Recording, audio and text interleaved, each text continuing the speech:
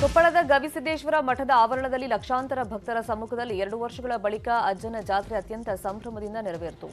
ಇಶಾ ಫೌಂಡೇಶನ್ನ ಸದ್ಗುರು ಜಗಿ ವಾಸುದೇವ್ ಮಹಾರಥೋತ್ಸವಕ್ಕೆ ಚಾಲನೆಯನ್ನು ನೀಡಿದರು. ಇದಕ್ಕೂ ಮೊದಲು ಗವಿಸಿದ್ದೇಶ್ವರ ಮಠದ ಅಭಿನವ ಗವಿಸಿದ್ದೇಶ್ವರ ಸ್ವಾಮೀಜಿ ಕಣ್ಣು ಹಾಯಿಸಿದಷ್ಟು ದೂರ ಕಾಣ್ತಲೇ ಇದ್ದ ಜನರಿಗೆ ಕೈ ಮುಗಿದು ತಲೆಬಾಗಿ ನಮಸ್ಕರಿಸಿದರು. ಜಗ್ಗಿ ವಾಸುದೇವ್ ಮಾತಾಡಿ, ಜಾತ್ರೆಯಲ್ಲಿ ಭಕ್ತಿಯ ಸಾಗರವೇ ಹರಿದಿದೆ. ನದಿಯಂತೆ ಭಕ್ತರು ಹರಿದು ಬಂದಿದ್ದಾರೆ.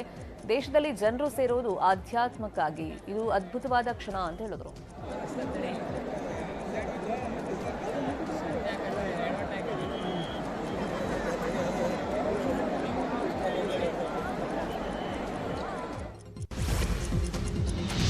ಏಲಕ್ಕಿನಾಡು ಹಾವೇರಿಯಲ್ಲಿ 86ನೇ ಅಖಿಲ ಭಾರತ ಕನ್ನಡ ಸಾಹಿತ್ಯ ಸಮ್ಮೇಳನ ಸಂಪನ್ನವಾಗಿದೆ. ಸಾಹಿತ್ಯ ಸಮ್ಮೇಳನದಲ್ಲಿ 6 ನಿರ್ಣಯ ಮಂಡನೆಯನ್ನ ಮಾಡಲಾಗಿದೆ. ಕನ್ನಡ ಭಾಷಾ ಅಭಿವೃದ್ಧಿ ಬಿಲ್ ಸುಗ್ರೀವಾಜ್ಞೆ ಮೂಲಕ ಜಾರಿಗೆ ಬರಬೇಕು.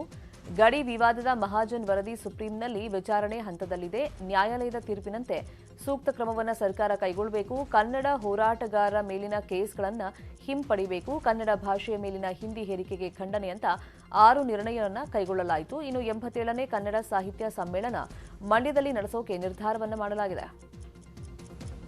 ಇನ್ನು ನಿನ್ನೆ ಸಾಹಿತ್ಯ ಸಮ್ಮೇಳನದಲ್ಲಿ ಸಂಗೀತ ರಸಸಂಜೆ ಕಾರ್ಯಕ್ರಮ ನಡೆಯಿತು. ಖ್ಯಾತ ಗಾಯಕ ನವೀನ್ ಸಜ್ಜು ಹಾಡಿಗೆ ಜನ ಹುಚ್ಚೆತ್ತುಕೊಂಡರು. ಕೆಲವರು ಬ್ಯಾರಿಕೇಡ್ ಬೀಳಿಸಿ ವೇದಿಕೆಯತ್ತ ನುಗ್ಗೋದಕ್ಕೆ ಪ್ರಯತ್ನಪಟ್ಟರು. ಈ ವೇಳೆ ಪೊಲೀಸರು ಅವರನ್ನು ತಡೆದರು.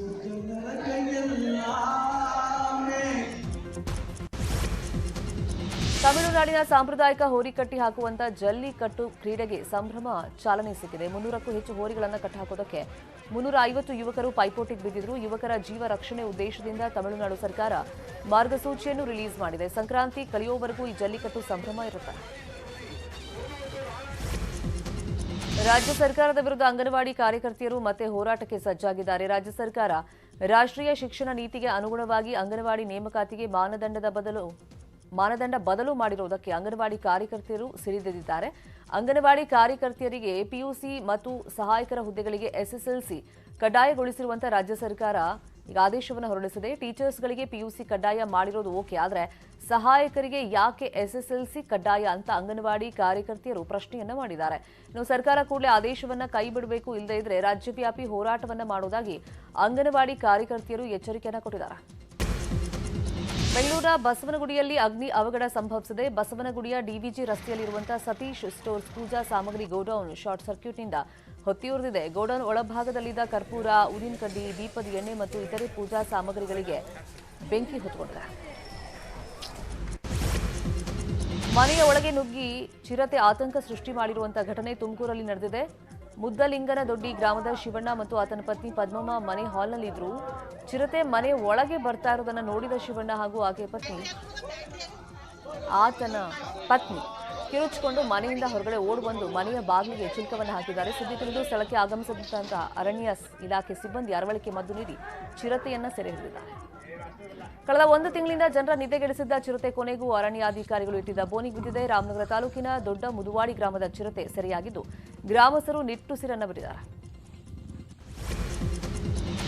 ವಿವಿಧೆಡೆ ಕಳ್ಳತನ ಪ್ರಕರಣದಲ್ಲಿ ಪಾಲ್ಗೊಂಡಿದ್ದ ಖತರ್ನಾಕ್ ಆರೋಪಿಯನ್ನು ಬಂಧಿಸುವಲ್ಲಿ ಚಿಕ್ಕಮಗಳೂರು ನಗರ ಪೊಲೀಸರು ಯಶಸ್ವಿಯಾಗಿದ್ದಾರೆ. ಬಂಧಿತ ಆರೋಪಿಯಿಂದ 20 ಲಕ್ಷ ಮೌಲ್ಯದ ಚಿನ್ನ, ಬೆಳ್ಳಿಯ ಆಭರಣಗಳು ಸೇರಿದಂತೆ 1 ಕಾರ್, 1 ಪಿಸ್ತೂಲ್ ಅನ್ನು ಪೊಲೀಸರು ವಶಕ್ಕೆ ಪಡೆದುಕೊಂಡಿದ್ದಾರೆ. ಪೊಲೀಸ್ ಅಧಿಕಾರಿ ಸಿಬ್ಬಂದಿಯ ಕೆಲಸಕ್ಕೆ ಎಸ್ಪಿ ಉಮಾ ಪ್ರಶಾಂತ್ ಶ್ಲಾಘನೆಯನ್ನು ವ್ಯಕ್ತಪಡಿಸಿದ್ದಾರೆ.